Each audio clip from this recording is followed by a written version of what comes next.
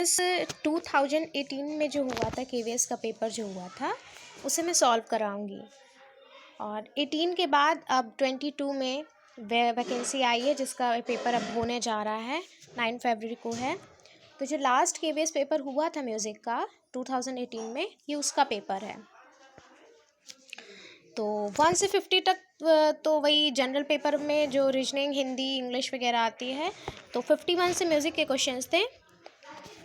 तो first question है, दसविध वर्गीकरण का उल्लेख किसमें किया गया है? दसविध राग वर्गीकरण का उल्लेख किसमें किया गया है? संगीत सारामृत, संगीत राज, संगीत रत्नाकर या संगीत भाष? तो दसविध राग वर्गीकरण का उल्लेख संगीत रत्नाकर में किया गया है। इसका थर्ड ऑप्शन राइट हो जाएगा।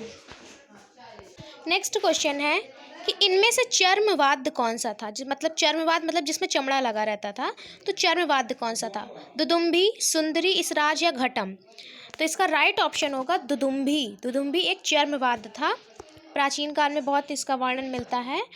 और सुंदरी जो था वो भी तत्ववाद था, इसराज तत्ववाद है, घटम जो है मिट्टी से बना होता है तो वो घनवाद में आ जाता है, चर्मवाद से दुदुम्भी था। नेक्स्ट क्वेश्चन है कि ग्रंथों में स्वस्थान नियम कितने बताए गए हैं? ग्रंथों में स्वस्थान नियम कितने बताए गए हैं?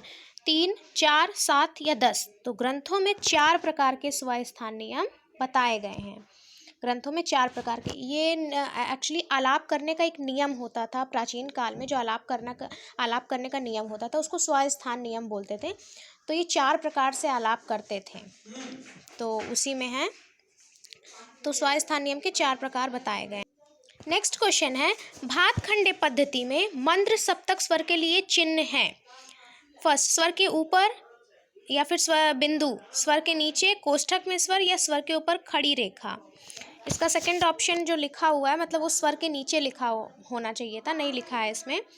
तो भातखंडे पद्धति में मंद्र सप्तक स्वर के लिए चिन्ह है स्वर के नीचे बिंदु। जैसे मैं बताती हूँ, जैसे मान लीजिए ये माँ लिखा हुआ है, ये माँ है, तो इसके नीचे से बिंदु मंद्र सप्तक का स्वर। भातखंडे पद्धति में मंद्र सप्तक स्वर के नीचे मंद्र सप्तक स्वर के लिए नीचे बिंदु लगती, स्वर के नीचे से माँ स्वर है उसके नीचे हम ऐसे बिंदी, तो ये हमारा मंद्र सप्तक का स्वर।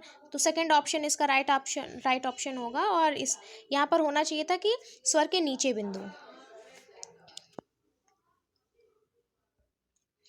नेक्स्ट क्वेश्चन है, वाजिद अली शाह द्वारा किस विधा को प्रोत्साहित किया गया था?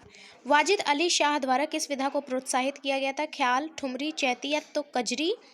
तो इसका राइट ऑप्शन होगा ठुमरी। वाजिद अली शाह ने ठुमरी का आविष्कार किया था ऐसा कहा जाता है, और ठुमरी को इन्होंने प्रोत्साहित किया था, इसका बहुत ज़्यादा प्रचार प्रसार किया था, तो ठुमरी के आविष्कर्ता भी माने जाते हैं वाजिद अली शाह। नेक्स्ट क्वेश्चन है, गान के 2 भेद क्या थे? सांत्रा का साकाकली, मार्ग और देसी, मागधी अर्धमागधी, संकीर्ण या छाया लग? तो गान के जो 2 भेद थे, ये प्राचीन काल में था गान, तो गान के जो 2 भेद थे वो था मार्ग और देसी। ये गान के 2 भेद थे, मार्ग और देसी। देसी संगीत जो आम जन जन में प्रचलित था, और मार्ग जो है गंधर्व लोगों के लिए। तो मार्ग और देसी ये गान के 2 भेद थे। नेक्स्ट क्वेश्चन है, रवि शंकर के गुरु कौन थे? अलाउद्दीन खां, अल्लाह रखा खां, अली अकबर खां, इमदाद खां? तो रवि शंकर के गुरु थे अलाउद्दीन खां। किस घराने से थे? मेहर घराने से थे, ठीक है। तो अलाउद्दीन मेहर घराने से थे, तो उनके शिष्य थे रविशंकर, ये भी मेहर घराने से हुए। और रविशंकर बजाते क्या थे? तो सितार वादक थे, ठीक है। इनको भारत रत्न से भी नवाजा जा चुका है, और पद्म भूषण और पद्म विभूषण से भी नवाजा जा चुका है रविशंकर जी को, और 5 बार ग्रैमी अवार्ड से भी नवाजा जा चुका है इन्हें, रविशंकर को। तो अलाउद्दीन खान इनके गुरु थे। नेक्स्ट क्वेश्चन, माइनर टोन अंतराल है। फर्स्ट 10/9, 10/7, 7/10 या 10/8? तो जो माइनर टोन का अंतराल है वो 10/9 यानी कि 10/9 हो जाता है, ठीक है। माइनर टोन का अंतराल 3 प्रकार के माने जाते हैं, मेजर टोन, माइनर टोन और सेमी टोन। मेजर, माइनर और सेमी टोन, ये 3 प्रकार के माने जाते हैं टोन। तो मेजर टोन का क्या होता है? 9/8 होता है उसका। हाँ, माइनर टोन का 10/9 होता है, और सेमी टोन का 16/15। तो ये है उसके अंतराल तीनों के। नेक्स्ट क्वेश्चन है, जाति गायन में कितनी विकृत जातियाँ थी? जो प्राचीन काल, जैसे अब प्रेजेंट टाइम में राग गायन होता है, वैसे प्राचीन काल में जाति गायन का प्रचलन था। भरत काल में जाति गायन होता था। जैसे प्रेजेंट टाइम में आप ख्याल गाते हैं, रागों को गाते हैं, तो उस टाइम में जाति गायन गाया जाता था भरत काल में। तो उसमें जातियाँ होती थी, तो टोटल 18 जातियाँ थी टोटल। लेकिन इसमें पूछ रहा है जाति गायन में कितनी विकृत जातियाँ थी? जाति गायन में कितनी विकृत जातियाँ थी? तो जाति गायन में 11 विकृत जातियाँ थी। ठीक है, टोटल कितनी थी? 18 जातियाँ थी, लेकिन विकृत जातियाँ पूछ रहा है तो 11 विकृत जातियाँ थी और 7 जो है शुद्ध थी। टोटल 18 जातियाँ थी, 18 में से 7 शुद्ध थी और 11 जो है विकृत थी। नेक्स्ट है 60, रेगा सारे नीसा किस राग को इंगित करता है? तो ये रेगा सारे नीसा ये देसी राग को इंगित करता है। किस राग को? देसी राग को इंगित करता है। नेक्स्ट क्वेश्चन पे आते हैं, देशकार किस थाट का राग है? कल्याण, खाफी, बिलावल या खमाज? तो जो देशकार हमारा है वो बिलावल थाट का राग है। देशकार बिलावल थाट का राग है। नेक्स्ट है, पंचम सवारी ताल में कितनी मात्रा है? 17, 16, 15 या 14? तो पंचम सवारी जो ताल है हमारी उसमें 15 मात्राएं होती हैं। ठीक है, पंचम सवारी ताल में 15 मात्रा की ताल है। नेक्स्ट है, मत्त कोकिला वीणा में तारों की संख्या कितनी है? 21, 24, 27 या 14? तो जो मत्त कोकिला वीणा थी उसमें 21 तारे थी। मत्त कोकिला वीणा में तारों की संख्या 21 होती है। नेक्स्ट क्वेश्चन पे आते हैं, निम्नलिखित में से किसका प्रयोग ध्रुपद में किया जाता है? तान का, बोल तान का, उपज का या बोल बनाओ का? तो आपको पता होगा कि ध्रुपद में हम तान का और बोल तान, बोल बनाओ इन सब का तो प्रयोग करते नहीं है। तो उपज जो था हमारा, सॉरी ध्रुपद जो था हमारा, तो ध्रुपद में हम उपज का प्रयोग करते थे और उपज का प्रयोग धमार में भी किया जाता है। तो ध्रुपद और धमार दोनों में उपज का प्रयोग किया जाता है। ठीक है, नेक्स्ट क्वेश्चन है, निम्नलिखित में से कौन से स्वर मारवा थाट के हैं? आपको पता होगा जो मारवा थाट का राग है उसकी सबसे बड़ी पहचान है कि उसमें रे कोमल होता है और मा तीव्र होता है। तो जैसे कि आप देख रहे हो कि फर्स्ट क्वेश्चन में ग और नी कोमल है, तो ये तो पहली ऑप्शन ये कट हो जाता है। ठीक है, ये पहली ऑप्शन ये वाला कट हो गया। और सेकंड क्वेश्चन है कि स रे ग म प ध नि, ग धा नी कोमल है, तो ये भी कट हो गया। थर्ड है कि रे ग धा नी, ये तो भैरवी का हो गया, तो ये भी कट हो गया। तो हमारा इसमें राइट ऑप्शन होगा, इसका जो राइट ऑप्शन होगा वो होगा फोर्थ, रे कोमल है और मा तीव्र है। तो मारवा थाट के ये स्वर समूह है, रे कोमल, मा तीव्र। नेक्स्ट क्वेश्चन है, मुल्तानी का थाट क्या है? मुल्तानी का थाट क्या है? तो काफ़ी, बिलावल, तोड़ी या कल्याण? तो जो हमारा मुल्तानी राग है वो हमारा तोड़ी थाट के अंतर्गत आता है। मुल्तानी तोड़ी थाट के अंतर्गत आता है। नेक्स्ट क्वेश्चन है, कौन सा राग उत्तरांग प्रधान है? कौन सा राग उत्तरांग प्रधान है? शुद्ध कल्याण, भूपाली, देशकार या पूरिया? जो उत्तरांग प्रधान राग है, अच्छा उत्तरांग और पूर्वांग क्या होता है?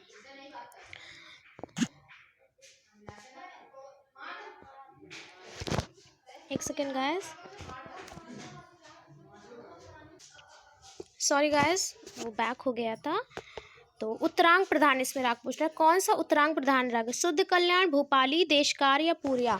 तो आपको बता दूं मैं, जो पूर्वांग प्रधान राग होते हैं मतलब उसमें पूर्वांग प्रधान इट मीन्स जैसे सा से गा तक, मतलब सा रे गा, जिस राग का स्वर, जिस राग का वादी स्वर सा रे या गा, इन तीन, अगर ये तीनों में से कोई भी स्वर है तो वो पूर्वांग प्रधान राग है।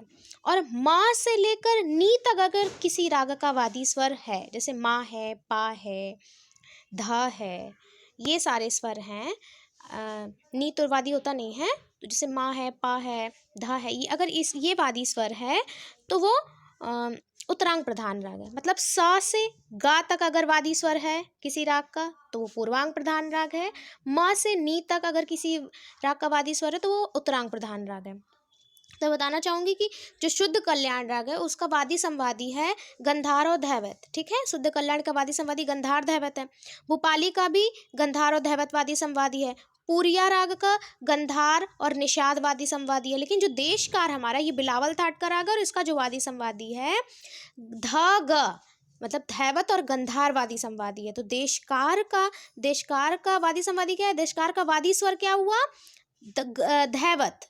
देशकार का वादी स्वर धैवत हुआ, धैवत और गंधार, तो इसलिए मैंने क्या कहा, म से अगर नी तक किसी राग का वादी स्वर आता है, म से नी के बीच में, तो वो उत्तरांग प्रधान राग होता है। तो देशकार हुआ उत्तरांग प्रधान राग, सॉरी एक सेकेंड, तो देशकार हमारा उत्तरांग प्रधान राग हुआ। कैसे, तो धैवत और गंधार इसका वादी स्वर, इसलिए उत्तरांग प्रधान राग हुआ देशकार। ठीक है, नेक्स्ट क्वेश्चन है आड़ा चौताल, आड़ा चार ताल भी बोलते हैं, मैं वही बोलने जा रही थी। आड़ा चार ताल में किन मात्राओं पर खाली है? पहले तो ये बताइए आड़ा चार ताल मात्रा कितनी होती है? तो आड़ा चार ताल 14 मात्रा की ताल है। ठीक है, 2-2 के 7 विभाग होते हैं। 14 मात्रा की ताल है, 2-2 मात्राओं के 7 विभाग होते हैं। और जो इन मात्रा रखने का जो क्रम होता है वो होता है सम, एक सेकेंड, सम 2 0 3 0 4 0, ये मात्राओं का क्रम है। तो आड़ा चार ताल में किन मात्राओं पर खाली आप देख सकते हैं, सम 2 0, तो 5वीं पे, 9वीं पे और 13वीं मात्रा पे खाली होता है। ठीक है, कौन कौन सी मात्रा? 5वीं, 9वीं और 13वीं मात्रा पर खाली होता है। तो आड़ा चार ताल में 3 खाली होती है, 5वीं, 9वीं, 13वीं मात्रा पर। नेक्स्ट क्वेश्चन है कि नाद ब्रह्मवाद में विशुद्धि चक्र स्थित है। नाद ब्रह्मवाद में विशुद्धि चक्र स्थित है, कंठ में स्थित होता है। नाद ब्रह्मवाद में विशुद्धि चक्र कंठ में स्थित होता है। ठीक है, एक सेकेंड, नेक्स्ट है तोड़ी में किन स्वरों को वर्जित किया जाए कि मुल्तानी का आरोह मिले? तोड़ी में किन स्वरों को वर्जित किया जाए कि मुल्तानी का आरोह मिले? तोड़ी में जो राग तोड़ी है तो उसमें किन स्वरों को हम वर्जित कर देंगे कि मुल्तानी का आरोह मिलेगा? पहली चीज़ तो मुल्तानी जो है ऑडो संपूर्ण जाति का राग है। ठीक है, और मुल्तानी का आरोह क्या होता है? तो नीसा कोमल ग म प नीसा तीव्र मा है, नीसा ग म प नीसा, ये इसका आरोह है। तो हम किन किन स्वरों को वर्जित करेंगे? तो रे और धा को अगर हम वर्जित कर देते हैं तोड़ी में, तोड़ी के आरोह में, तो हमें मुल्तानी के स्वर हमें मिल जाएंगे। ठीक है, तो इसका आंसर हो जाएगा धा। ठीक है, तोड़ी में हम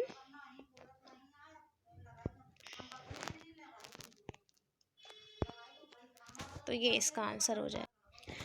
तो फ्रेंड्स हम आज के लिए इतना ही करते हैं, और इस आगे भी मैं करवाऊंगी, आगे मैं नेक्स्ट वीडियो में करवाऊंगी। तो ये पार्ट 1 है, मैं पार्ट 1 पार्ट 2 करके डालूंगी, आप इसको देख लीजिएगा। अगर वीडियो पसंद आए तो प्लीज़ लाइक सब्सक्राइब शेयर करिएगा इसको प्लीज़। Thank you.